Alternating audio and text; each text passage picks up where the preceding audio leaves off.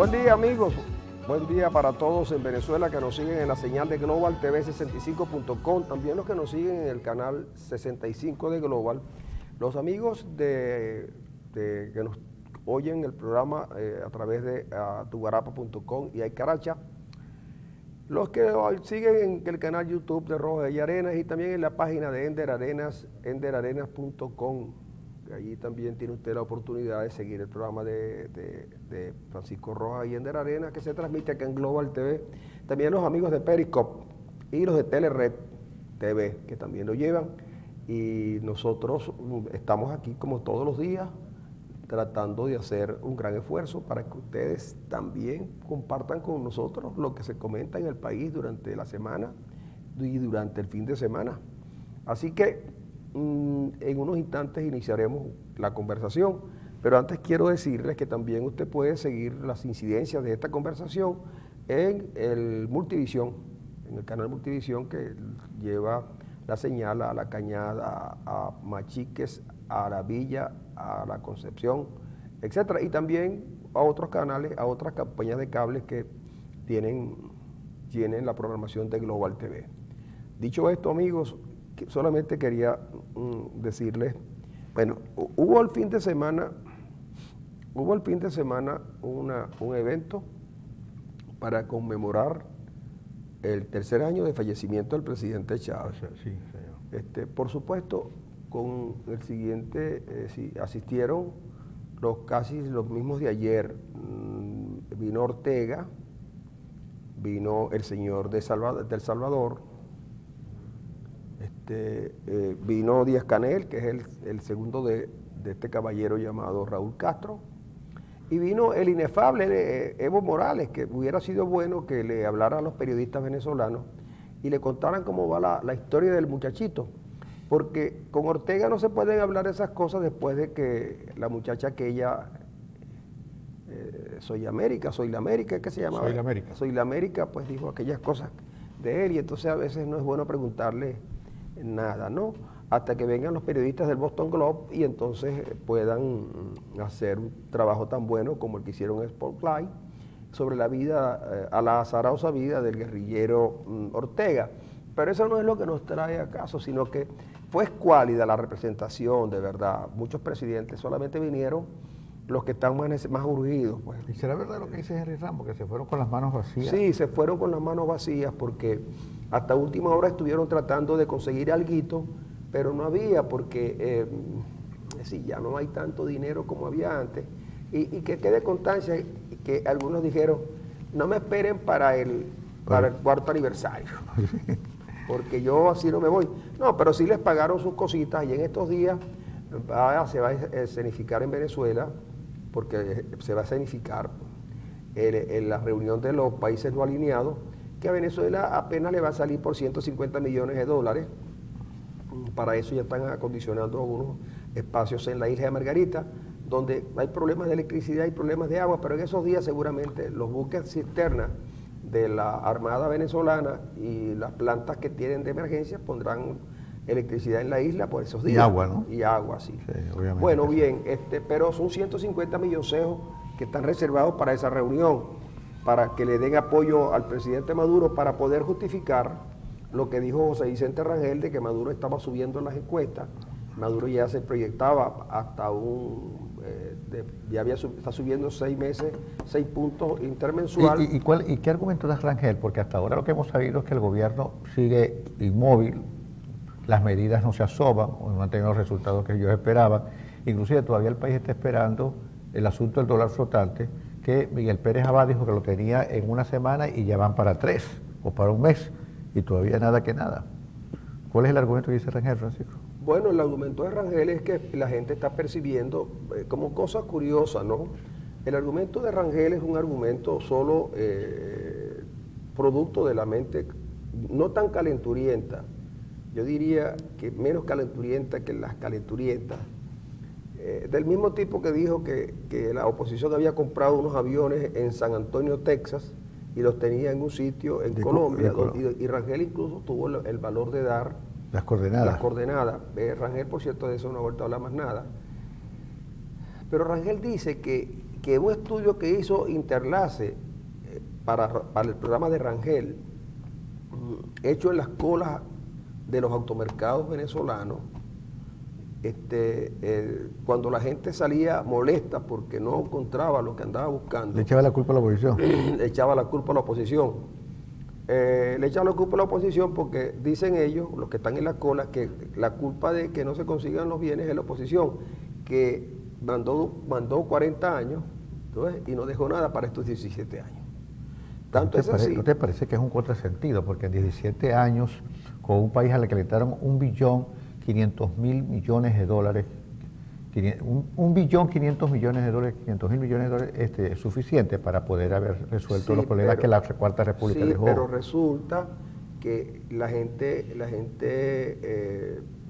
lo que sabe es lo que el gobierno le dice, porque como tú sabes que el gobierno tiene casi el 90 o el 80% de los medios de comunicación del país, incluidos diarios que antes eran por lo menos independientes, han llegado a la conclusión de que la gente cuando, mira, esas colas que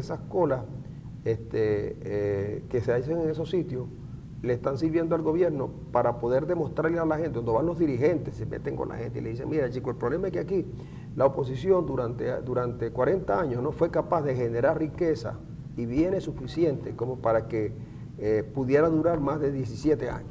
Pero fíjate la oposición, mira la gran obra, por ejemplo, de Betancur, que hizo el Guri.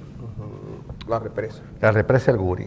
El Guri iba a electrificar todo el país porque tenía condiciones. Ahora, el Guri por sí solo no podía mantener un país que hoy tiene 30 millones de personas, de habitantes, y cuando lo hizo Betancur apenas éramos 5 o 7 millones. Fíjate, en 17 años acabamos con la electricidad. No se hicieron las inversiones en termoeléctrica y, por supuesto, la ausencia de lluvia y todo lo demás ha producido esta cuestión. La culpa no es del niño, la culpa es que en 17 años no pudimos mantener lo que se hizo en 40. De eso se trata. Entonces, cuando uno hace el balance de los 40 años anteriores con respecto a estos 17 salen perdiendo, de verdad. La gente no es que vivía mejor. Una cosa que dice Diosdado, que cada día se pone peor. Dice que antes la gente no tenía con qué comer. ¿De dónde sacaría Cabello semejante cosa? Haciéndose eco de aquella campaña publicitaria de que antes la gente comía perrarina. Que por cierto, con eso, déjame hacerte una acotación. Raúl Lotito debería explicar eso, porque fue en la revista Producto donde sacaron un artículo de publicidad redaccional que lo hizo la gente de Producto para tratar de hacerle publicidad a ese producto en la época. Pero Lotito se ha hecho también el loquito, ¿no? Lotito se ha hecho el loquito. Y como nadie dice nada, es que seguramente la oposición no dice nada de eso de Lotito, porque la oposición también compró el discurso, como compraron el discurso de las galleras con aire acondicionado.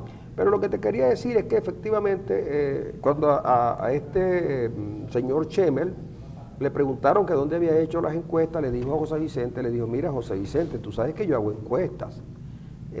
Y yo vivo de hacer encuestas, y las encuestas se hizo justamente allí en esas colas, y la gente manifestó allí que ellos ciertamente habían votado por la oposición mayoritariamente, pero que no lo volverían a hacer,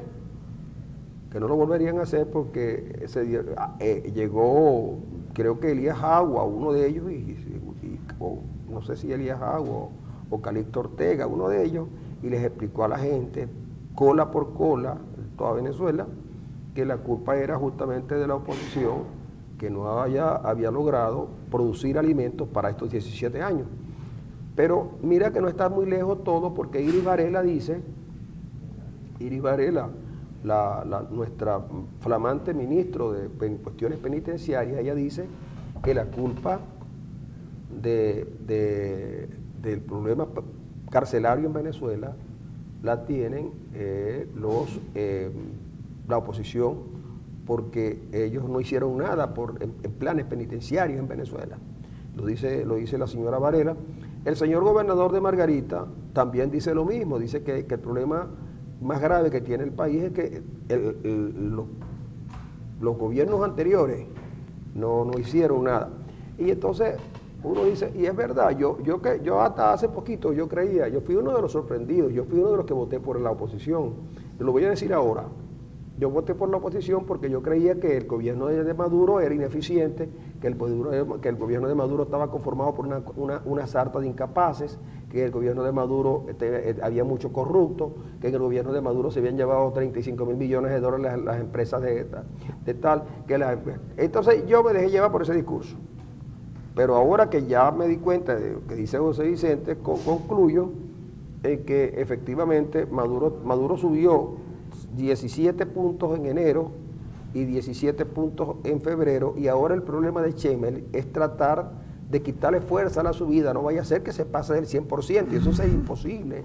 Chemel anda angustiado porque si subió 17 en enero, 17 en febrero, imagínate que suba un poquito más a 20, ya estaríamos hablando de 50, de 28, de 30, de 34, no, 50. Entonces pudiera ser que ya por el mes de junio se nos acaben y entonces estemos hablando de 200%, entonces eso no debería ser. Eso también tiene preocupado a José Vicente Rangel. Bueno, yo te digo sinceramente, yo no hay argumento. No sé, no hay argumento para defender esta situación, a defender al presidente Maduro. Es que no hay ninguna razón válida para eso que dice José Vicente sea verdad. Las colas continúan, los asesinatos continúan, la inseguridad jurídica continúa, el desabastecimiento, la escasez, la inflación. La vida no vale nada en Venezuela. Está bien, yo estoy de acuerdo contigo. Yo estoy de acuerdo contigo. Eso es verdad.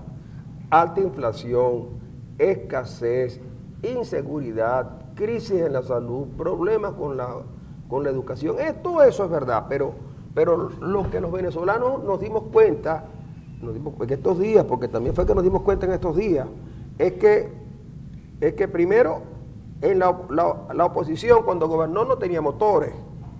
Al no tener motores la oposición no podían haber producido alimentos, no podían haber hecho nada bueno. Entonces, claro, construyeron el Guri, es verdad, pero ¿para qué construyeron el Guri? Para guardar agua, ahora el agua se fue, gran cosa, construyeron el Guri para tenerlo como reservorio de agua y producir energía hidroeléctrica, y además construyeron plantas termoeléctricas que después vino el gobierno de Chávez y las desmontó, ¿de acuerdo? Ahora, ¿para qué quedó el Guri? Nada, ni siquiera para pescar pavones en el Guri en esa represa, ni para pescar pavones.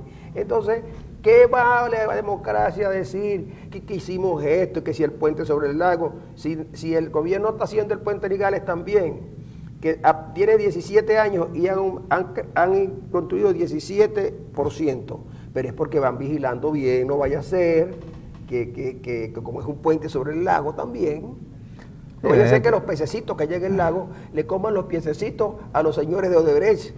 Sí, y eso sí sería grave. Ellos iban avanzando un 1% anual. Por esa vía tardarán, ¿qué? ¿Cuánto falta? No importa, porque harán como la mujer de Ulises. Destruirán lo construido para seguir. En la noche para claro, porque si no se les queda, y con esto de Odebrecht tendrá que venir Lula, que es un constructor, a terminar la obra, pero con esto de Odebrecht a lo mejor se paraliza definitivamente. Dios quiera que no, porque tendríamos que seguir pasando por el puente sobre el lago. Que cada día está peor, ¿no? Que cada día está peor porque no se le hace mantenimiento. Ahora, fíjate, Francisco, cambiando el asunto, porque hay toda una noticia este fin de semana que le preocupó al país. Porque aquí, cuando desaparecen, mataron a Reyes o mataron a cualquier guerrillero a tiro fijo, Sí. No, pero es que cuando los mataba Uribe. Sí, entonces se armaba un escándalo y hasta una guerra íbamos a hacer con Colombia. Aquí desaparece la gente, Alcedo Mora desapareció, su familia no sabe nada, el país no sabe nada. Y los hermanos Vergel también. Los hermanos Vergel desaparecieron. Hay una familia entera de apellido Barrios, en Aragua creo que les terminaron. Que les terminaron y nadie dice nada. Pero no puede desaparecer nadie en Colombia, porque o fue el paramilitarismo, qué sé yo, Uribe. Qué sé yo. Resulta que aquí han matado 20 personas según algunas voces de Ciudad Bolívar, de Bolívar. Más de 20 personas, 28 personas. Hay desaparecidos, están desaparecidos. Están desaparecidos. El gobernador dice que es mentira. La Fiscalía ordenó una investigación. Entonces, pero no hay una voz que diga, mira, esto estamos investigando de verdad, en serio. No, no, no. Eso es mentira, eso es un falso rumor, dice Rangel Gómez, ¿no? Sí. Y y realmente es preocupante porque se está repitiendo lo mismo que ocurrió en México, y para ocultar el evento utilizan los mismos argumentos. Eso es un rumor, eso es falso, eso no es verdad. Entonces los que hacen la denuncia son acusados de traficantes. De traficantes de oro y todo lo demás. Entonces, caramba, investiguen primero los hechos y después investiguen si quieren. Y si los hechos fueron realizados por los que tenían que investigar los hechos. Bueno, eso es otra cosa, porque se dice que es una banda de un tipo de apellido. No me vayas a decir que es el Picure. No, el Topo. El Topo. Conocido como el Topo, que conduce una banda que trafica con oro. Dicen algunos de allá de esa zona de Tumeremo, ¿cómo se llama? Tumeremo, que ellos saben quién fue y saben cosas graves. Dicen que los cortaron con motosierra. Sí, dicen, hay cosas, pero yo lo que digo es, hay que investigar, porque alguna responsabilidad tiene que tener el Estado en esto. Ahora, hay que investigar, pero mientras eso estaba ocurriendo, probablemente los líderes estaban en la cosa de la montaña, en el cuartel de la montaña. Pero allí, por ejemplo, mira lo siguiente, que es que yo también, yo lo digo, que uno se engaña, ¿no? Diosdado dijo allí, no se metan con este pueblo, pero yo me imagino, yo iré a los lados para ver, por cierto que la gorra que tenía Diosdado le quedaba horrible, no debe usar más esa gorra. Diosdado dijo, no se metan con este pueblo, pero entonces yo dije, y no podrán enfrentar al pueblo, y entonces los que votaron el 6 de diciembre, excepto yo, que voté engañado, oye, ¿de dónde vinieron, chicos? ¿De dónde son esos tipos que votaron? Porque es que ahora yo no entiendo por qué Tibisay Lucena está callada, porque Tibisay no puede explicar de dónde salió el pueblo que votó contra el pueblo. De verdad, esto es grave, esto es grave. El artículo de ayer de Elías Pino Iturrieta señala precisamente eso. ¿Cómo se habla en nombre del pueblo cuando el pueblo mismo fue quien votó masivamente por los opositores? Entonces, se trata de construir artificialmente un sujeto del proceso que ya se le fue. Pero tú no crees, Arena, yo hasta llego a creer. Ayer me decía, yo le preguntaba a un señor que él vende fruta por ahí cerca de mi casa, y después de que me explicó las bondades del plátano, el yaguarey y el caujaro, para la salud, porque claro, como hay problemas con las medicinas, él me dijo, para el caujaro, para la tensión, el caujaro, para la diabetes, el yaguarey. ¿Qué es el yaguarey? El yaguarey es una fruta, creo yo, que sale en los cardones. El yaguarey. Siempre y cuando aquellos cardones no se pongan como los cuijes a llorar de dolor.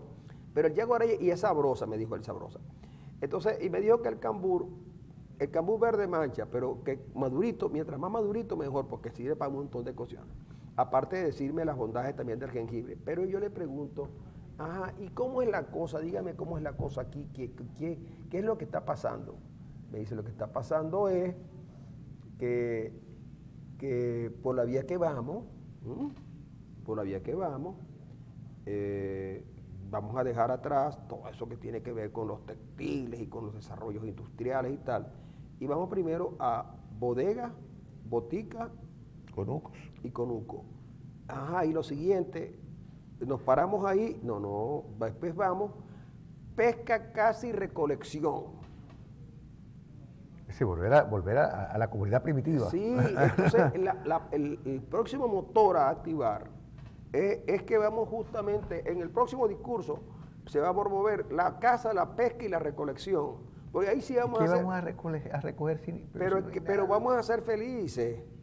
Claro, entonces se instaurará los taparrabos, porque si vamos a la casa, la pesca, la recolección, hay que taparlos. Los taparrabos.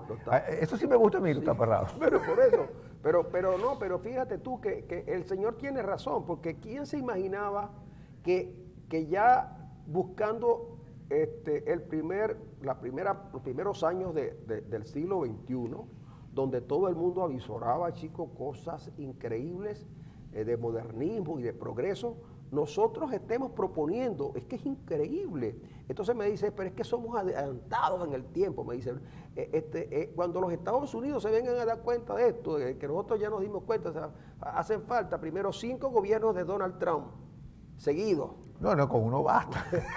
Para que, con, no, para con que gobierno de Donald Trump los basta. Estados Unidos se vengan a dar cuenta de esto, son 5 gobiernos de Donald Trump seguidos, mientras nosotros estamos adelantadísimos. Cuando los americanos se vengan a dar cuenta, la relación centro-periferia cambia.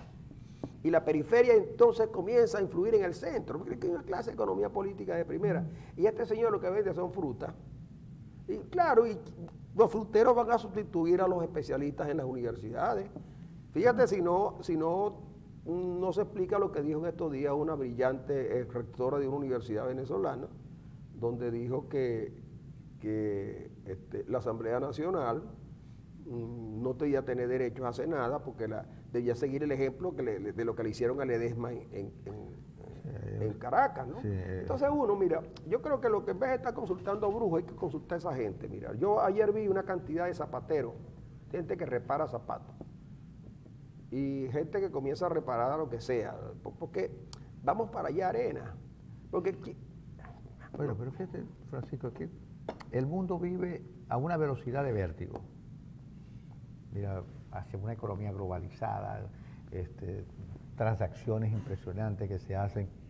El mundo va asumiendo un espíritu de la época que nosotros nos hemos rezagado. Eso no es verdad que estamos adelantados. Eso que tú dices es verdad, el conuco, la bodega, es decir, todo es un lenguaje ciertamente, ya no de provincia, un lenguaje de verdad que no se ajusta a los nuevos tiempos. Yo creo que estamos en presencia, seguramente, del gobierno más atrasado en toda América Latina. Obviamente que sí, y uno de los más atrasados en el mundo. Comparable tal vez a Zimbabue. Comparable a Zimbabue, porque el resto del mundo vive otras experiencias, inclusive países que nosotros les regalamos hasta el alma, como Bolivia, tienen una tasa de crecimiento mayor que el nuestro y mejor calidad de vida que el nuestro en muchos aspectos. Lo mismo con Ecuador, Nicaragua, que la señora Rosario Murillo, ¿qué se llama? Mira, esa sí ha sido una empresaria bien buena, sí, claro, porque ha sabido invertir lo que nosotros le hemos dado para la ayuda nicaragüense, lo ha tomado para ella y lo ha invertido bien, y hoy es una de las mujeres más ricas de Centroamérica.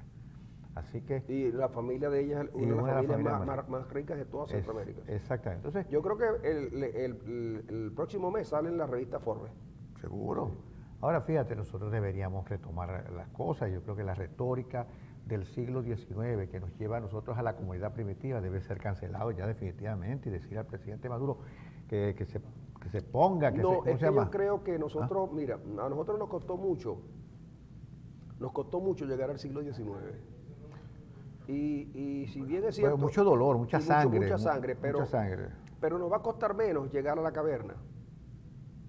¿Tú crees que lleguemos más rápido a la caverna que pesar del descubrimiento al siglo XIX? Nos va a costar menos llegar a la caverna, porque todo parece indicar que efectivamente cuando ya no haya ninguna empresa que produzca alimentos en Venezuela, cuando ya no hayan relaciones con nadie, cuando el petróleo prácticamente no se pueda vender porque no tenemos cómo llevarlo, cómo extraerlo y tal, pues eso se va acabando.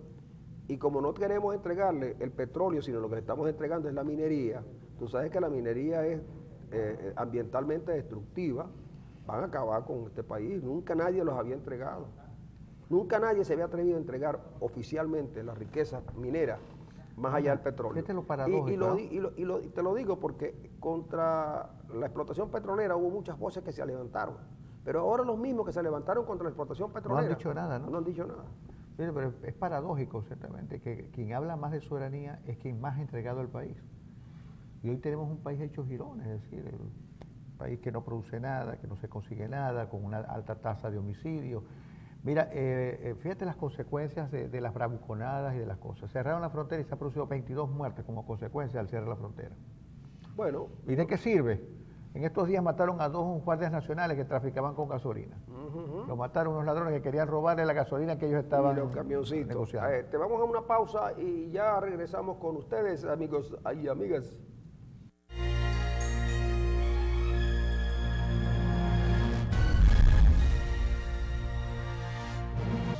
cómo es él?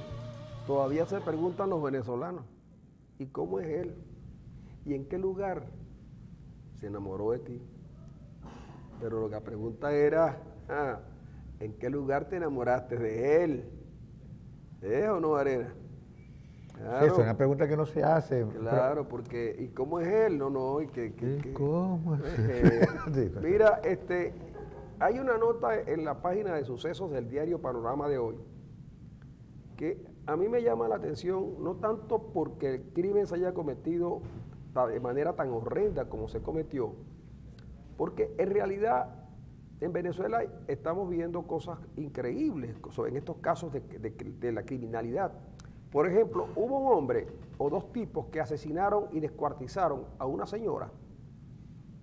Yo diría que si no había una mente descuartizadora, había demasiada crueldad. Una señora que la descuartizaron y ella probablemente o seguramente era una buena mujer, pero tenía veleidades opositoras. Y quizás también en esta Venezuela de hoy, ser opositor es poco menos que nada si se trata de la vida. Es decir, muere un revolucionario y se le rinden todos los honores que deben ser rendidos a un revolucionario. Pero muere un opositor de manera horrenda y a veces hasta el asesino, toma protagonismo, sobre todo protagonismo político, porque hay un señor que se dice que fue quien asesinó a la señora, que goza de alguna manera de ciertas prebendas y atenciones en la cárcel donde está.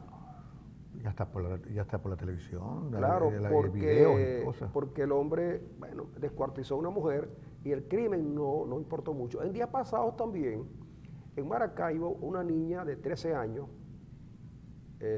fue asesinada brutalmente, violada y todas esas cosas por compañeros de jerga. Pues bien, la niña la matan, quién sabe, ella y los demás bajo el efecto de las drogas. Capturan a uno, leí después que habían asesinado, en enfrentamiento habían liquidado a 2 de ellos, pero lo más importante es cómo el tráfico de drogas, el microtráfico de drogas, acaba con nuestros jóvenes en los barrios venezolanos. Y la delincuencia está asociada abiertamente al problema del tráfico de drogas. Y las policías y los gobiernos y todas las fuerzas armadas, pavidas y por haber, en algún momento penetradas también por el narcotráfico. Esta semana detuvieron a un hombre que era jefe de seguridad de Corpoelec, allá en el estado Miranda, traficando con drogas, y hace pocos días un teniente coronel y más adelante un general. Entonces uno dice, bueno, ok, por lo menos a eso los capturan, pero no se está haciendo nada contra el tráfico de drogas que está acabando con nuestros jóvenes. Pero me quería referir a ese caso en particular porque las policías rápidamente descubrieron las razones del crimen. Pero la verdadera razón, que es el tráfico de drogas en nuestros barrios, a eso nadie le está poniendo cuidado. Pero miren esta información que está en el diario Panorama de hoy. Está muy bien desplegado la noticia. Acribillaron a hijo de un jefe de Policaracas. Bueno, que sea hijo de Policaracas puede ser relevante o no. Dice, el joven de 17 años recibió 200 impactos de bala y luego quemaron el cuerpo, pero no para hacer desaparecer a la víctima, no, simplemente como otro castigo. Como para remachar por el asunto. El homicidio ocurrió en la Cota 905, al oeste de la capital. Nadie sabía lo que era la Cota 905 y muchos no saben qué es la Cota 905. Lo que sí saben es que la Cota 905 es una guarida de delincuentes que el gobierno puso en la opinión pública porque atacaron a unos delincuentes. Pero después la gente de allí dijo que no, que los delincuentes no, que habían atacado a los pobladores, porque los delincuentes, como sabían que los iban a atacar, se fueron. Bueno, ya se dice que allí, en esas zonas de paz que inventó José Vicente Rangel con su hijo, o inventó el hijo de José Vicente Rangel con su padre, es cuestión de cómo lo quieras ver. El padre... Hijo y Espíritu Santo. Sí, el padre legó al hijo, el hijo legó al padre. Que a José Vicente Rangel le gustaban mucho, se convirtieron en zonas de delincuentes, y que por cierto esas zonas de paz se convirtieron en guaridas de delincuentes, pero que el Estado no hizo absolutamente nada. Mira lo que dicen: le dieron más de 200 tiros porque yo, su papá, soy policía. No lo puedo velar. Lo dejaron destrozado. El lamento es de Douglas Rodríguez, supervisor de la Policía Municipal de Caracas. Esto impactó a la ciudad capital. Ayer hallaron los restos de su hijo de 17 años, quien había sido raptado 15 horas antes. El adolescente transitaba por la avenida principal del cementerio al oeste de Caracas a las 3 de la tarde del sábado. Fue interceptado por ampones que lo sometieron y se lo llevaron a la parte alta de la zona. De allí pasó a la avenida Guzmán Blanco y lo llevaron a la cota 905. Lo mataron a balazos, quemaron el cadáver y le desmembraron varias partes de su cuerpo, cuyos restos quedaron tirados ante una farmacia. Comisiones del Cuerpo de Investigación Científica, Penal y Criminalística recibieron el aviso del hallazgo y, sin embargo, las comisiones demoraron 6 horas en llegar al lugar. La comisioncita, más que tardaron en llegar 6 horas. Ahora Caracas es chiquita, pero también hay mucho tráfico, ¿no? Y a lo mejor los policías no tenían patrullas, también eso puede pasar. Fíjense que hace unos días atrás a Rosales o a Ledesma no lo llevaron a la audiencia porque no había vehículo oficial para llevarlo. No fue que a Ledesma fue, ¿no? A Ledesma no lo llevaron a la audiencia porque no había vehículo oficial para llevarlo. En este caso puede ser que los muchachones del 6CPC no tenían vehículo y no se iban ahí caminando porque pudieran haber también... no, le pudieron haber corrido la misma suerte al muchacho. Claro, correr la misma suerte al muchacho. Entonces dice, ampones, pero demoraron 6 horas en llegar al lugar. Pero ¿cuándo llegaron? Ampones dispararon ráfagas de armas largas y cortas para evitar que se levantara el cuerpo y se tomaran evidencias de interés criminalístico, reseñaron medios de la capital ciudad. Su padre tiene más de 20 años trabajando en la policía de Caracas. El jovencito iba a visitar a su mamá cuando fue detenido por los delincuentes. Luego de varios enfrentamientos que no dejaron heridos ni fallecidos, las comisiones pudieron hacer el levantamiento del cuerpo y trasladarlo a la morgue de Villamonte. Versiones policiales dan cuenta de que el joven estaría vinculado a una banda de secuestradores y participó en un enfrentamiento con el 6CPC en un hotel de Higuerote, en el que cayeron abatidos 6 presuntos delincuentes. Bueno, el periodista Lefon Mayor también, a través de su cuenta en la red social, ofreció otra versión. Los ampones lo identificaron y lo mataron por ser hijo del comisario. Lo dijo en la hazaña con la que actuaron los asesinos, causó un gran impacto. 200 tiros, lo desmembraron, lo quemaron, y cuando la policía fue a recabar las evidencias, les cayeron a plomo desde la cota 905. Y ¿No te parece demasiada crueldad? 200 tiros, lo quemaron, lo desmembraron y después no dejaban que... Eso es demasiado, chico. Pero yo digo una cosa, pero la cota 9... Entonces quiere decir que nosotros... Es decir, quiere decir que esos señores de la cota 905 son los dueños de esa zona. Son un poder, claro que son un poder. Pero no solamente los de la cota 905, el Picure es un poder, el Chunco es un poder, el Cachalote es otro poder. La delincuencia constituye el 5º poder nacional. Tienen poder de decisión y tienen poder de control y tienen poder de absolutamente muchas cosas. Es el 5º gran poder. De hecho, en el país han habido más de 130.000 muertos a lo largo de estos 17 años. Casi la mitad de lo que ha ocurrido en Siria en 5 años, pero allá hay guerra. Una cosa impresionante. Entonces, mira, el 5º poder nacional es el poder del delincuente. Y todavía la señora Iris Varela se pone con esas cosas que dice que es culpa de la Cuarta República. Bueno, y entonces después que tú ves esta cuestión... Porque ese joven muerto tiene 17 años, es decir, que nació en revolución. Y en estos días, en Maracaibo, un joven de 16 años fue asesinado en un enfrentamiento con la policía. 16 años. Aquí en Maracaibo. Y entonces uno dice, bueno, pero ¿qué está pasando? ¿Qué es lo que ocurre? Y entonces no tiene respuesta. Todos los días hay una cadena presidencial. Todos los días hay una cadena presidencial. Y todos los días el presidente, en vez de lograr tranquilizar a la población, lo que hace es que la intranquiliza más. Todos los días el presidente, luego de tranquilizar a la población, la intranquiliza más. Porque primero hace unos anuncios que todo el mundo sabe que no se van a cumplir. Y lo grave de todo es que las cosas están sucediendo allí delante de ellos. Y entonces siguen insistiendo que se trata de una tal guerra económica. Y yo me pregunto, El presidente hace 1 año y medio, 2 años se puso al frente de la guerra económica y va a tener que seguir, y va a seguir diciendo lo mismo. Oye, si tú mismo te pusiste al frente de la guerra económica y no la pudiste derrotar, ¿no te parece, Nicolás, que ya es tiempo de que le pases el bastón de mando a alguien que sí puede enfrentar la guerra económica? No te estamos pidiendo, Nicolás, que te vayas, no. Dale paso a alguien del partido. Dale paso a alguien del partido para que pueda enfrentar la guerra económica. Porque lo más grave de todo, Nicolás, que nos puede pasar a nosotros los venezolanos, es que no haya habido nunca una guerra económica, Nicolás. Y entonces va a ser peor, porque mucha gente habla del Quijote sin haberlo leído. Mucha gente habla del Quijote. Si la gente que hablaba del Quijote lo hubiera leído, seríamos el país más instruido y culto de la tierra. Pero la gente dice que lo que más recuerda del Quijote son los molinos de viento, chicos. ¿Ah?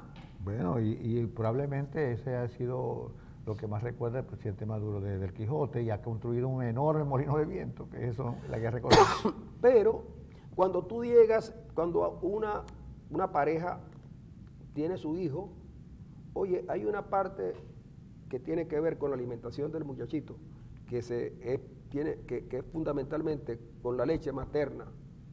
La leche materna. ¿Cuánto cuesta? Pero no, la leche materna, la que le da la madre de sus pechos y sus cosas y tal. Pero eso, no todas las mujeres tienen tanto reservorio de leche como para alimentar al niño hasta que tenga 11 años. ¿Cuánto? 11 años. No, chico, a veces ni siquiera apenas un par de meses. Por eso hubo lo que llaman la leche maternizada, que es una sustitución para los niñitos. Y ustedes saben que en los primeros días de vida es necesario fortalecer al niño con alimentos que él pueda digerir, porque su cerebrito puede dañarse. Y la proteína es muy importante para el crecimiento del cerebro en buen estado, porque si no, el niñito desnutrido va a tener problemas cerebrales y no va a poder coordinar bien, y a lo mejor no va a ser un hombre en condiciones de seguirse reproduciendo como debe ser. Pues bien, la leche maternizada no me lo contó nadie, lo vi yo.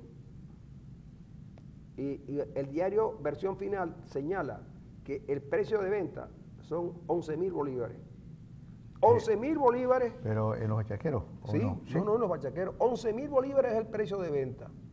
Pero en la zona del malecón de ahí de Maracaibo hay una venta, un automercado al aire libre. Y yo pregunté y me dijeron que me lo vendían en 12.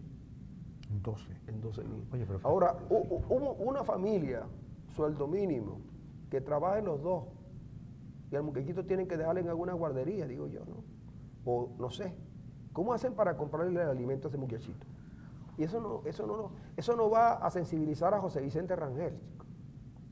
Sí, yo creo que aquí hay varios elementos que tienen que sensibilizarse. Obviamente el gobierno tiene que poner coto a esta situación, pero también la gente que se autodenomina o que se denomina bachaquero, son insensibles, porque hay que tener la voluntad bien puesta para un producto que compran a menos de 1.000 bolívares, venderlo a 12.000 bolívares, chicos. Entonces, el peor enemigo en algunas circunstancias no solamente es esta gente que nos gobierna. Hay una parte de nuestros peores enemigos que están viviendo y conviviendo con nosotros, que son los que nos venden el bulto de pañales a 20.000 bolívares, el bulto de papel toalé a 17.000 bolívares, el bulto de arroz a 15.000 bolívares. Mira, estamos durmiendo. Hay un sector de Venezuela que estamos durmiendo con el enemigo. Y alguien me planteó ayer o este día, el fin de semana, que hiciéramos un análisis de la rentabilidad de algunas actividades que se están viendo en el país. Me dijo, mira, no disponemos de datos sobre el tráfico de drogas, sobre el comercio de la droga. Una de ellas, la cocaína, cómo la pasan, tal. De acuerdo a datos que se tienen de algunas publicaciones. Y me dijo, hay un tráfico que supera el de la cocaína. El de la cocaína, que es el contrabando de gasolina. Porque la gente cree que la gasolina nada más que la pasan por ahí, por la frontera. ¿Cómo se llevan el diésel que quedó sin precio regulado?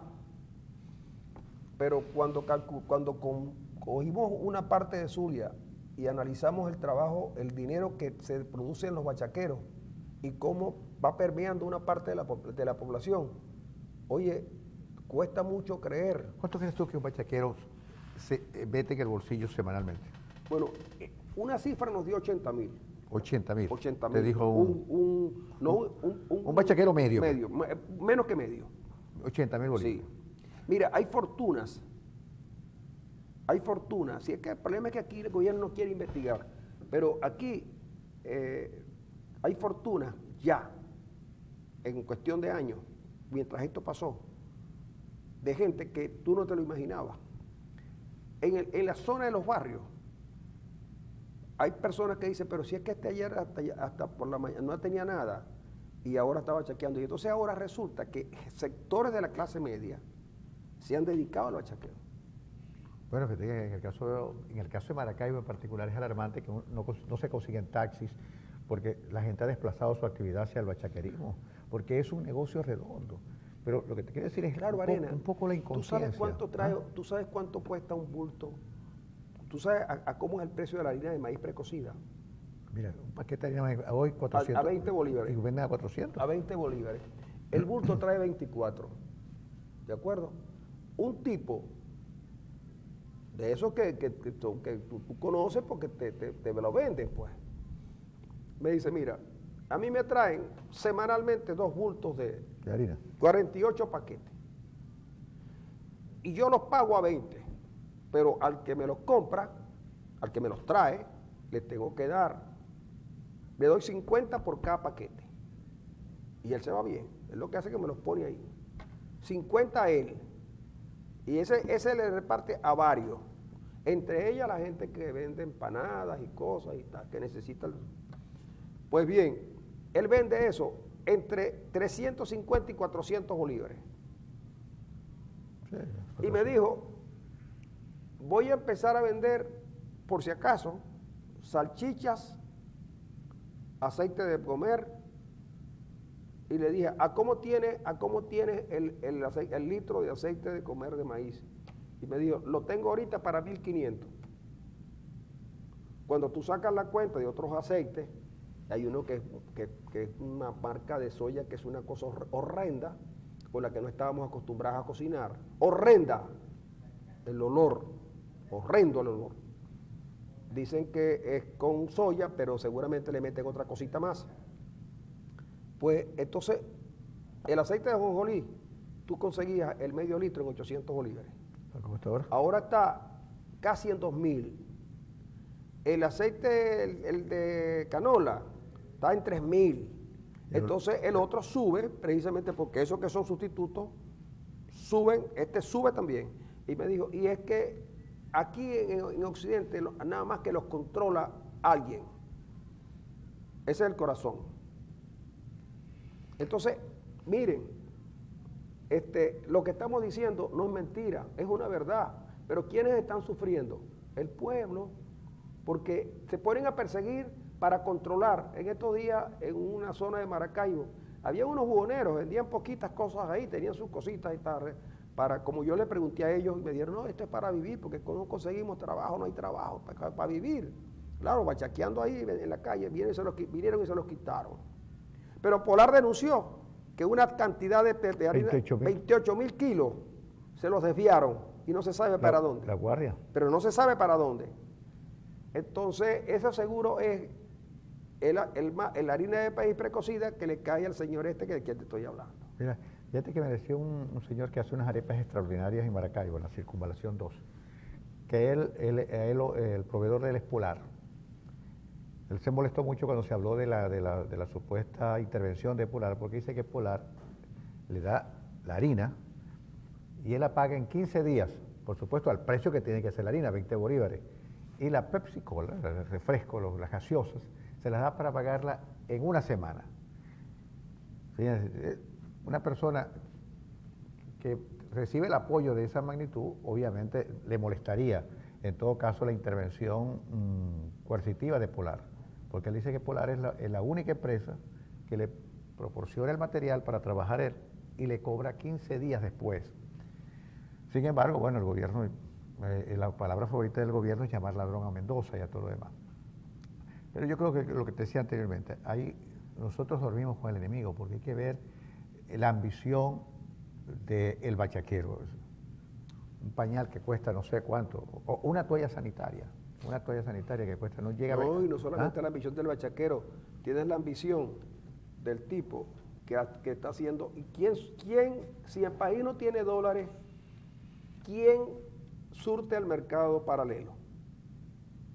Si los venezolanos no consiguen dólares, ¿quién surte al mercado paralelo? Sí, exactamente. O los tipos traen dólares de afuera, que no es fácil, o reciben dólares del Estado venezolano y ellos son los que alimentan el mercado paralelo. El dólar today. ¿Les interesará acabar con el dólar paralelo? Yo creo que no.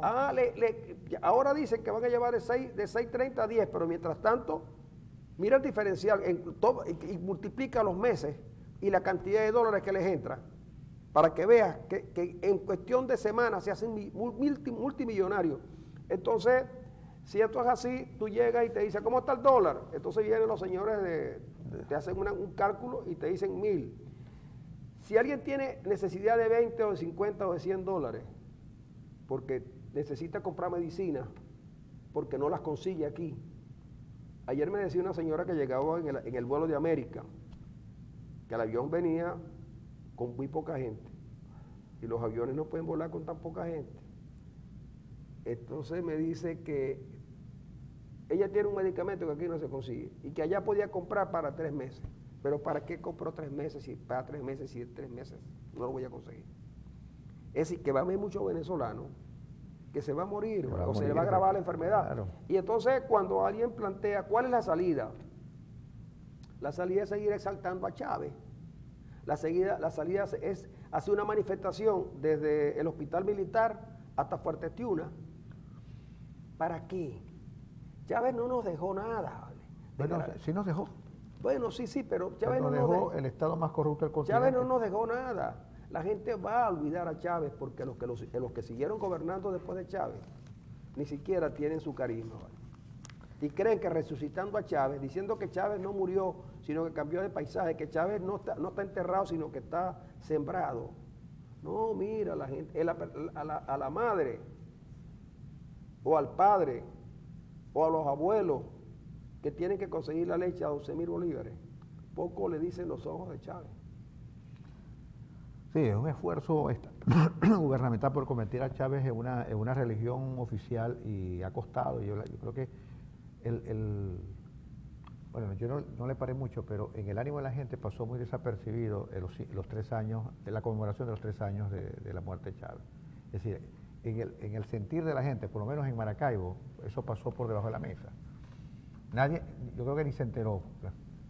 No sé si en Caracas hubo movilizaciones masivas de gente yendo al cuartel de la montaña, pero alguien escribió en estos días una columna diciendo que máximo habían de visitas diarias unas 10, 15 personas que toman el autobús, que es gratis, y van hasta allá y asumen la cosa como una vía turística. Pero yo creo que es decir, primero Chávez no ha calzado los puntos de Eva Perón por circunstancias muy especiales que tienen que ver con la historia de cada uno de los países. Pero yo creo que la gente se va a olvidar de Chávez más rápido de lo que se piensa, pero mucho más rápido de lo que se piensa.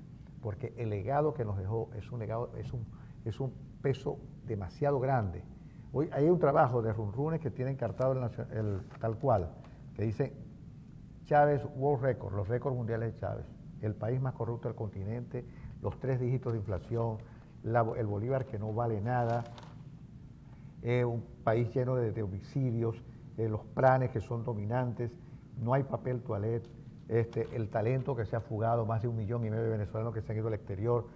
Bueno, un montón de cosas que nos dejó Chávez, el legado de Chávez, y que es el legado que se defiende.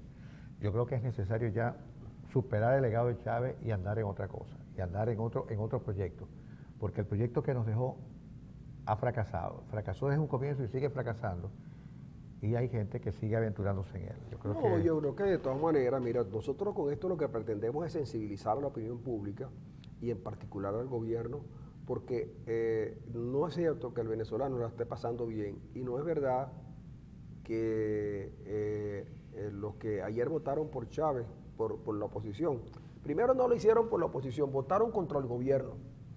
Y yo estoy convencido que la próxima vez vuelven a votar contra el gobierno. porque el gobierno no les está dando absolutamente solución a nada. Pero nosotros vamos a ir a una pausa y ya regresamos.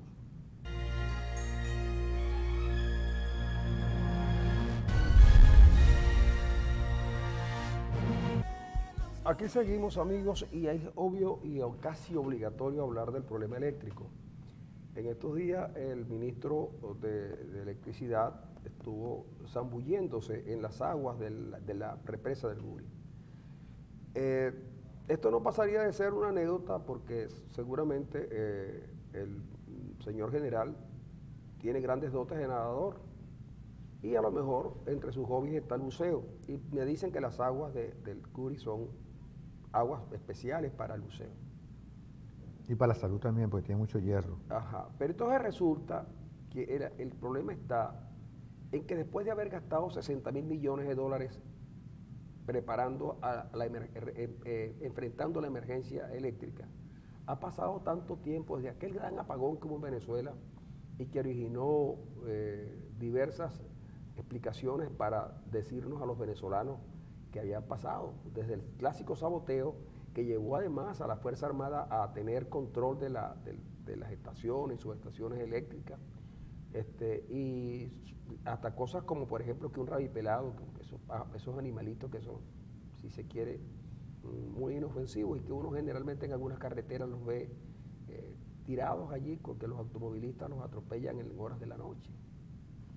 Hasta una iguana estuvo involucrada, pero lo cierto es que mientras nos distraían hablándonos de la iguana, del rabipelado, de las ramas y de un saboteador, habían algunos que estaban haciendo grandes negocios. Y era obvio que cuando los países tienen estos problemas de electricidad y se manejan con hidroeléctrica, hay que tener entonces un país petrolero con gasoil, con gas y con gasolina, podía haber creado más empresas termoeléctricas, generadoras de electricidad. Y miren que, por ejemplo, en el caso de Lagunilla, había unas turbinas que yo no sé si se echarían a perder, que estuvieron esas turbinas por años allí en la carretera N, donde había un parque industrial, y nunca instalaron la planta, nunca les importó. Y el dinero nunca llegó a donde tenía que llegar, y hoy se nos quiere decir que el problema es el niño. Ahora, era de suponer que el niño iba a causar estragos en algún momento, pero para eso están los gobiernos, para anticiparse y generar condiciones para que los estragos que causa el niño no los causara. Y siempre había problemas, pero ahora se habla de la posibilidad real de un racionamiento brutal, porque la cota en la que está el Guri hace prácticamente imposible que funcionen todas las turbinas. Si no lo sabía, hay unas turbinas también que están fuera de posibilidad de uso. Mientras las termoeléctricas brillan por su ausencia. Y Colombia, que nos surtía de agua de electricidad, tiene también inconvenientes, pero ellos están paliando su situación. Nosotros nos deslizamos peligrosamente hacia una situación de carencia de electricidad, lo que conllevaría a grandes dificultades de tipo económico porque el comercio, algunas industrias funcionan con electricidad. Ahora, ¿cómo crees tú que puede hacerse un país potencia y un estado potencia si el factor fundamental del desarrollo, que es la electricidad, no funciona? ¿Cómo? ¿Cómo? Desde los tiempos de Lenin se supone que la electricidad es el motor del desarrollo. Ahora, ¿cómo un país puede ser un país potencia y podemos resolver los problemas? No, chicos, y entonces tú ves cosas como esta. Es que cuando tú tienes, mira, Ali Rodríguez Araque se graduó de abogado, yo no sé si antes o después de ser guerrillero. Yo creo que después. Tiene que ser después, ¿no? Pero Rodríguez Araque nunca brilló en ningún aspecto. A Rodríguez Araque lo hizo técnico, experto petrolero, lo hicieron experto petrolero Quiroz Corradi y Miguel Enrique Otero en el Nacional. Lo convirtieron en experto petrolero. Y luego Quiroz Corradi, y luego este señor fue ministro de Finanzas, pero además fue ministro de Industria Eléctrica. Y yo dificulto mucho, él fue el que dijo que en Maracaibo teníamos que tratar de airearnos un poco con ventiladores, que cuando él estuvo en Maracaibo, clandestino, tenía un ventilador. Seguramente él vivía por ahí por Vallefrío y tenía un ventiladorcito que lo aliviaba del calor de Maracaibo. Pero han ido colocando cada día más a un improvisado. El general Mota Domínguez puede ser un gran general, un hombre especialista en el arte de la guerra, pero de electricidad no sabe. Jesse Chacón tampoco. El señor Rodríguez, que fue el primero, tampoco. En fin, o quizás ese haya sido el que más supiera de electricidad porque era técnico electricista. Pero se le conoce más porque tenía un contrabando de electricidad en su casa en Puerto La Cruz, más que por sus especialidades como electricista.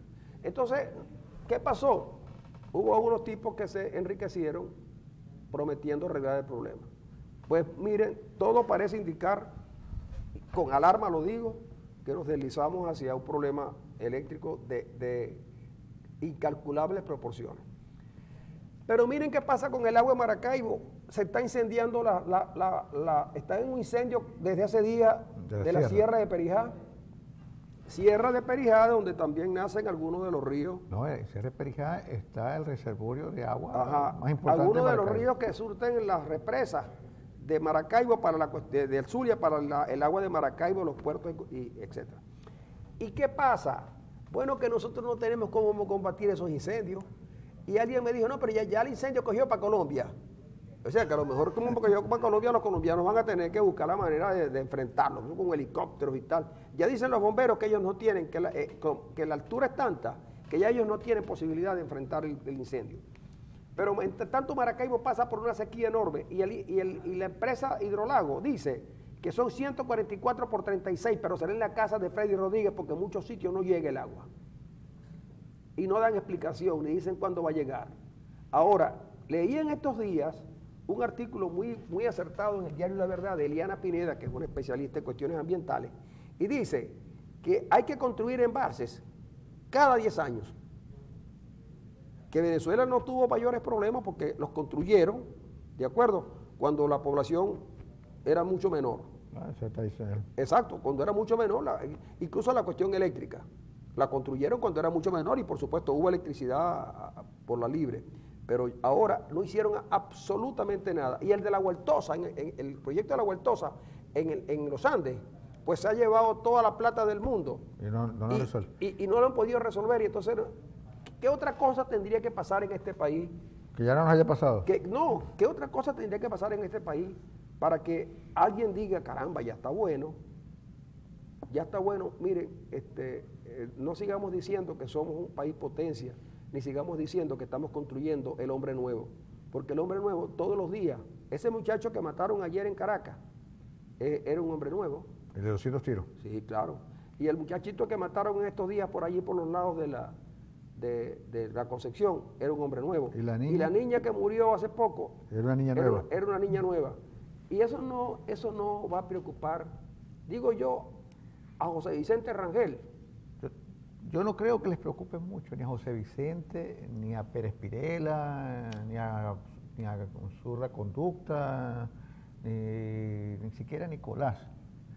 La preocupación fundamental es una sola cosa: cómo me mantengo en el poder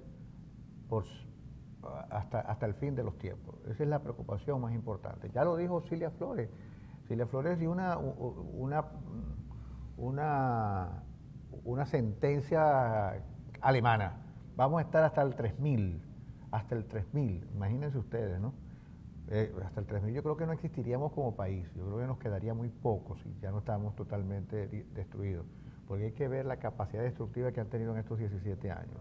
No ha quedado piedra sobre piedra de este país, porque lo que están son los estropicios. Entonces es necesario volver a recuperar, primero reinstitucionalizar el país. Yo siempre te lo digo, una de las graves crisis que el país tiene, aparte de la económica, aparte de la política, aparte de la crisis social, es necesario recuperar las instituciones. Ya vemos lo que ha pasado, el triste papel del TCJ, o el triste papel de la Contraloría General de la República, o el triste papel que están desempeñando lamentablemente las Fuerzas Armadas Nacional. Es necesario recuperar las instituciones, recuperarlas para la democracia, recuperarlas para eso, es decir, para ser un país donde se respete la libertad, donde se respete la igualdad de oportunidades, un país que se respete todo eso para recuperar no lo que antes teníamos, sino volver a empezar de cero para dentro de 15 o 20 años tener de nuevo un país. Porque esto es un simulacro de país que simula tener lo que no tiene y disimula no tener lo que tiene. Entonces, ese es el problema, recuperar un país real y no este simulacro que tenemos y no esta simulación de gobierno que tenemos, porque en verdad no gobierna. Y ese es uno de los grandes problemas que tenemos. Sí, el grave problema que tenemos es que efectivamente da la impresión que frente a los grandes problemas nacionales, solo los que tienen intereses particulares con el régimen son capaces de señalar que las cosas están bien. Yo creo que nadie, yo lo digo desde la posición de un venezolano que ve cómo se empobrece el país. Miren, yo lo digo y la gente, algunos se ríen con cierto nerviosismo, pero yo estuve el sábado en un automercado de la localidad y hablando con una profesora universitaria que me decía que había problemas, que iba a haber problemas para pagar la nómina porque la universidad no tiene dinero para prácticamente nada. Y yo le dije, pero ¿cuál es el inconveniente? Le dije, a mí me paga la Universidad del Zulia 31,000 bolívares mensual. Yo creo que soy uno de los pocos profesores que recibe ese salario. Sí, yo creo que sí. Yo soy uno de los pocos que le pagan eso. Y me lo pagan porque seguramente yo no tengo las deducciones que muchos profesores tienen por ahora. Pero entonces yo le tomé una lata de atún de la que tiene 140 miligramos con 98 gramos escurridos. Y yo podría comprar 31 latas solo para comer, solo para alimentarme. Una vez al día, pero no podría pagar servicios, no podría arreglar el carro, no podría echar gasolina, no podría Si pagaras todo eso, ¿cuántas latas tú comprarías? ¿Ah? Si tendrías que pagar servicios. No podría comprar el atún, no podía comprar nada. No podías nada. comprar nada. Claro, yo comprando 31 latas de atún, solamente podría comer yo, solo atún. No podías pagar servicios. Nada. Entonces, entonces, cuando tú lo llevas a un profesor que tiene menos salario, ¿de acuerdo? O se lo lleva a alguien y dice, ¿cómo puede un país echar para adelante si su población está empobrecida? ¿Cómo vas a pagar la electricidad? Que en Venezuela yo entiendo que los servicios son bastante baratos, muy baratos, comparado con otros países. Pero dejamos que la base productiva del país se destrozara, la destrozamos. Y hoy le están diciendo, acaban de devolverle una empresa láctea a sus originales dueños, porque se la habían quitado argumentando que eran empresas de maletín, pero en el fondo se querían quedar con ellas. Claro, aquí había un grupo en Maracaibo que se quería quedar con esas empresas. Con las empresas de San Simón. Sí, las empresas de San Simón, pero como la familia, los empresarios pelearon y demostraron que no eran una empresa de maletín, entonces se vieron obligados a devolvérsela. Pero yo sé de algunos que ya tenían planes para esas empresas, claro, para quedárselas gratis. Cómprenlas que dinero tienen, cómprenlas que dinero tienen bastante, pero no expropiarlas por el Estado para después cogérselas poco a poco, como hicieron con Agua Isleña, como hicieron con Lácteos Los Andes, y como han hecho con un montón de la Hacienda del Capitán. Como hicieron con la Hacienda del Capitán. Entonces, miren, el padre Líker decía que porque ya lo entrevistaron, ya está restablecido de su enfermedad, que la burbuja se está inflando y Dios quiera que no explote. Porque cuando explote no va a mirar a quiénes va a afectar. Así es. No lo va a afectar. Y entonces, yo les confieso que hoy es un día es lunes, ¿no? Y los lunes siempre hay un toque de humor, pero es que a veces es bueno hacer humor, pero cuando la realidad te toca tan cerca. No, el problema es que a veces la realidad es tan dura, tan difícil que el humor trae más. Ajá. El humor trae más porque la situación es para reírse, ni siquiera para reírnos de nuestras calamidades y de burlarnos de nosotros mismos porque la estamos pasando muy mal. Es tan grave que a veces hay que asumir las cosas con más seriedad porque a nadie le gusta que hagan un chiste con la situación que hay. No, y además dejándote dicho lo siguiente, que miren el titular de la versión final hoy. Ustedes ven que hacer de Miren, cerveza. miren esto, acerca la cámara, acerca la cámara. Sí, aquí me dicen. Es el único líquido que todavía hay. Porque Bueno, no hay ustedes ven leche, grave escasez de cerveza. Es el único líquido que todavía hay. Y hablando con unos licoreros, había un jefe policial de una policía de acá de Maracaibo que le llegaba a los negocios y les pedía 50,000 bolívares semanal para dejarlo funcionar, si no les ponía multa. Y ese mismo policía... Está riquísimo. No, a los negocios que funcionan en las noches, le dejaba funcionar después de la 1 hasta las 6 de la mañana y les cobraba, me contaron ellos mismos, entre 20 y 50 dólares cada uno. No me digas. Sí, señor. Por cierto, me dice aquí Mailuba que escribe, dice, al fin llegó el audio, van a tener que prohibir a los técnicos de la emisora beber los domingos. Bueno, aquí me dice, no se oye.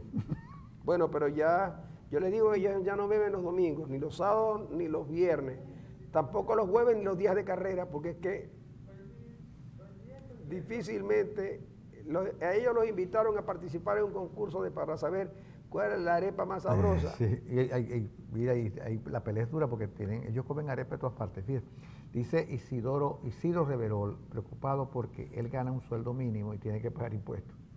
Bueno, para que tú veas, esas son las incongruencias de un país que se votó masivamente por una gente que le prometió que iba a cambiar su vida y resulta que después de 18 años la vida de la gente cambió para peor. Buen día, ¿será cierto que van a regresar los bicentenarios a sus dueños? Mire, yo te digo sinceramente, para recuperar los bicentenarios hay que tener, si eso es verdad, si fuera cierto, que yo lo dudo, hay que tener mucho capital para recuperar esos supermercados que los volvieron un verdadero desastre. Es decir, el mal olor que inunda esos supermercados casi impide la entrada de ellos. Las neveras las rompieron, están dañadas, es decir, es una cosa increíble lo que ocurrió ahí. Y es notorio que empresa que toca el gobierno, empresa que va a la ruina, o empresa que queda en un estado parecido a los bicentenarios. Hola, me gusta mucho su programa, muchas gracias, buen día. ¿Podría informarme cuándo pagan el retroactivo de la pensión de vejez? Eso lo sabe nuestro jefe de máster. Emmanuel ya cobró. Emmanuel ya cobró, ¿sí? El jueves. Emmanuel cobró el jueves y si Emmanuel cobró el jueves, usted tiene que haber cobrado ya. 1.900 bolívares que para muchos alcanzan, es decir, 19 laticas de atún. En el barrio Santa Ana venden una pipa de agua, 500 bolívares y viene salada. Da tristeza que un país tan hermoso y rico, todos los venezolanos estemos viviendo como los mendigos. Y uno mira como el botadero de basura se alojó en las ciudades lindas de Venezuela y todos se lo debemos a los socialistas. Buenos días. Cuando un país tiene un presidente a un cavernícolas, su destino será un cavernícolas. Su destino será volver a la era de las cavernas. Johan Fuenmayor. Ecuación, interlaces Schemel es igual a Goebbels. Bueno, mucha gente dice eso, que Schemel es un constructor de mentiras que quiere hacer pasar por verdades. Buenos días. ¿Me pueden informar qué pasó o dónde está ese periodista de la capital tan competente como que ustedes le quedaron en deuda? Saludos. Arturo B. O sea que, como el que nosotros le quedamos en deuda. Sí. ¿Cómo está quién? ¿Dónde está esa periodista de la Lumeli capital? Reyes. Lumeli Reyes. Lumeli Reyes está en el exterior. Está estudiando. Como que ustedes le quedaron en deuda. Saludos. No, está haciendo un curso. No, está estudiando y no hemos podido hacer contacto con ella. Yo hablé con ella y que quedamos de un día traerla desde Nueva York, que está estudiando allá, una beca que recibió.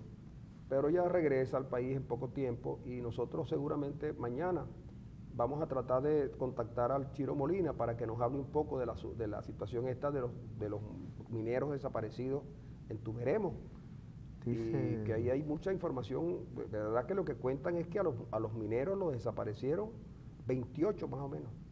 Sí, 28 a 30. Mira, buen día, ¿dónde están los derechos de los niños?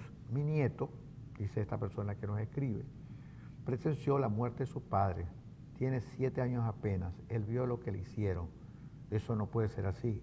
La PNB no tiene corazón. Y aquí me dice María Carolina Romero, dice, aquí desde España intentando leer los labios, es que no hay sonido. Era que yo no, mire, yo le voy a contar lo siguiente, antes de que Mario me corte, pues eso sí es una cosa aquí correcta, aquí el tiempo sí es buenísimo, eso sí. Pero por ejemplo, yo le voy a decir lo siguiente, yo leo estos mensajes porque ustedes se preocupan, pero yo no sé qué hacer de verdad. Yo no sé si es culpa nuestra, yo no sé de quién es la culpa, yo lo que sé es que todos los días tenemos problemas con el audio, cuando no es el audio es la imagen, cuando no es la imagen. Y nosotros venimos aquí todos los días porque nos sentimos comprometidos fundamentalmente con ustedes y con la gente del canal, pero nosotros la parte técnica no la podemos resolver. Si no hay audio, nosotros estamos, y si hay audio también estamos. Es imposible que nosotros podamos tener un programa, uno solo, que el programa llegue a ustedes como debe ser. Eso no es posible. Por lo tanto, señora, usted en España, haga su cursito de lectura de labios, que allá le leen los labios a Messi muy bien. Yo, de ahora en adelante, voy a hablar así. Buenos días, amigos y amigas. De unas son de rojas y otras son de arenas. ¿Me leyeron? Sí, dice, buenos días, amigos, de unos son de rojas y son de arena, te leí los labios. Ahí está, ¿viste? Ah, eso es, Amigos, así es. aquí nos vamos para que Manuel descanse.